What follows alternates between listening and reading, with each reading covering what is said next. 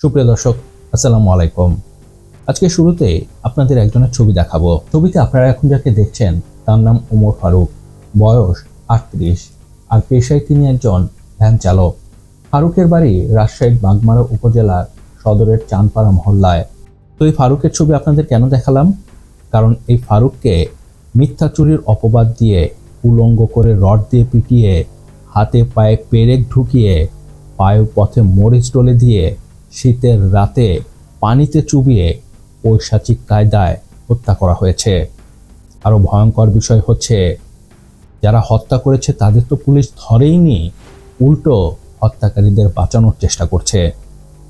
আসলে গত বুধবার মানে 17ই ডিসেম্বর সন্ধ্যায় উপজেলা সদরে গেলে ব্যাটারি চুরির অপবাদ দিয়ে ওমর ফারুককে আটকে রাখে সিএনজি সমিতির সদস্যরা।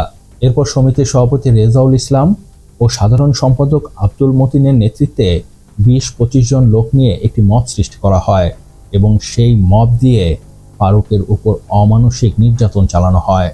প্রথমে চুরির কথা স্বীকার করাতে তারা 4 হাত পায়ে পেরেক ঢুকিয়ে দেয়, তারপর নগ্ন করে ফেলে রাখা হয় রাস্তায়। পানি খেতে চাইলে পাশের নদীতে চুবানো হয়, বায়ুপথে ঢুকিয়ে দেওয়া হয় মরিচের গুঁড়া। এ পর্যায়ে গুরুতর আহত হয়ে পড়ে ওমর ফারুক। অবস্থা বেগতিক দেখে এক পুড়িয়া গাঁজা এনে পুলিশকে খবর দেওয়া হয়।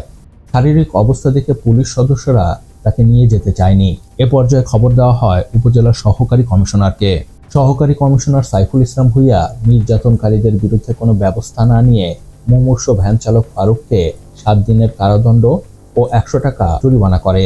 জরিমানা করার পর ওই অবস্থাতেই ওমর ফারুককে পুলিশ কারাগারে নিয়ে যায়, কিন্তু সেখানে তার অবস্থার কোনো উন্নতি তো হয় না, উল্টা আরও অসুস্থ হয়ে পড়ে।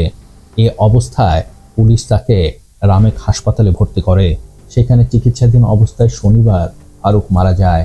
এরপর ময়নাতদন্ত শেষে লাশ স্বজনদের কাছে হস্তান্তর করা হয়। বাংলাদেশের প্রচলিত আইন অনুযায়ী মুমূর্ষু ব্যক্তিকে কারাগারে নিয়ে যাওয়া যায় না, কিন্তু তারপরও পুলিশ কেন এরকম একজন অসুস্থ ব্যক্তিকে কারাগারে নিয়ে গেল সে বিষয়ে জানতে চাওয়া হলে বাগমারা থানার ভারপ্রাপ্ত কর্মকর্তা সাইদুল ইসলাম বলেন, আমরা তো ভ্রাম্যমাণ আদালত পরিচালনা করি না, আদেশ হলে আমাদের কাজ কারাগারে পৌঁছে দেওয়া, সেটাই করেছি।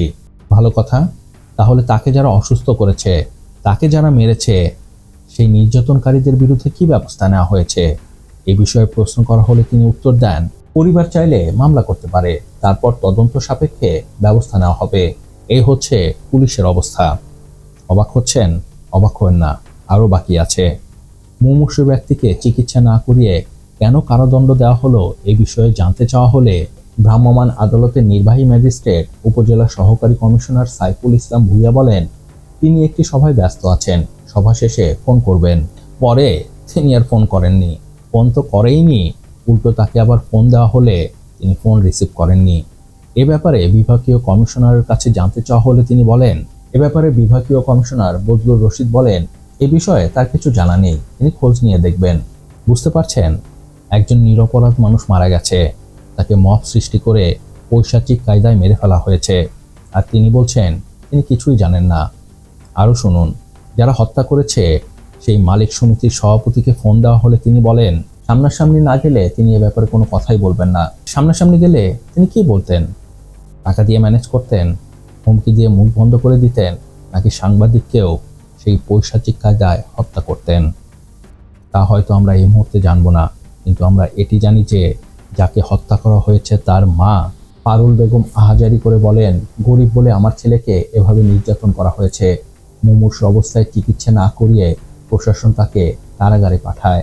সিএনজির লোকজন দেখায় তার কাছে গাঁজা পাওয়া গেছে, কিন্তু সে মাদক সেবন করতো না। প্রশাসন নির্যাতনকারীদের বিরুদ্ধে ব্যবস্থা না নিয়ে আমার মৃতপ্রায় ছেলেকে জেলে দিয়ে খুব খারাপ কাজ করেছে। তখনও সঠিক চিকিৎসা হলে বেঁচে যেত। আমি এই ঘটনার সাথে জড়িত সবার বিচার চাই। আপনার কি মনে হয় এই হত্যাকাণ্ডের বিচার হবে? আমার তো মনে হয় হবে না, কারণ আমরা এখন এক অসুস্থ সমাজে বাস করছি, যেখানে কয়েকজন মিলে একটি ছোটখাটো মব তৈরি করে যে কাউকে মেরে ফেলতে পারে। আরও ভয়ঙ্কর বিষয় হচ্ছে, যারা অপরাধ করে তাদের কিছু হয় না, যারা অত্যাচারিত হয় তাদেরই পুলিশ ধরে নিয়ে যায়। গত 1.5 বছর ধরে আমরা এই একই প্যাটার্ন দেখতে পাচ্ছি। আমার তো মনে হয় ওমর ফারুক মরে গিয়ে বেঁচে গেছে, তাকে আর এই নরকে বাস করতে হবে না যে নরকে আমরা এখন বাস করছি। আরও খারাপ বিষয় হচ্ছে, শুধুমাত্র হাতে গোনা দু একটি পত্রিকা ছাড়া কোনো মিডিয়ায় এটি কভার করেনি, কারণ ওমর ফারুকের জীবনের কোনো মূল্য নেই। তো যাই হোক, এ ছিল এ ব্যাপারে আমার বিশ্লেষণ। এ ব্যাপারে আপনার কি মত তা আমাকে নিচে কমেন্টস করে জানাতে পারেন। আর হ্যাঁ, ভিডিওটি কেমন লাগলো তো অবশ্যই জানাবেন। আর প্লিজ সাবস্ক্রাইব করতে ভুলবেন না। আপনার একটি সাবস্ক্রাইব আমাকে অনেক বেশি উৎসাহিত করে নতুন নতুন কন্টেন্টের কোয়ালিটি ভিডিও তৈরি করার। ভালো থাকবেন, সুস্থ থাকবেন। আল্লাহ হাফেজ। নেতাদের মতো ধোঁকাবাজি বন্ধ করো আর লাইক, কমেন্ট, সাবস্ক্রাইব করো।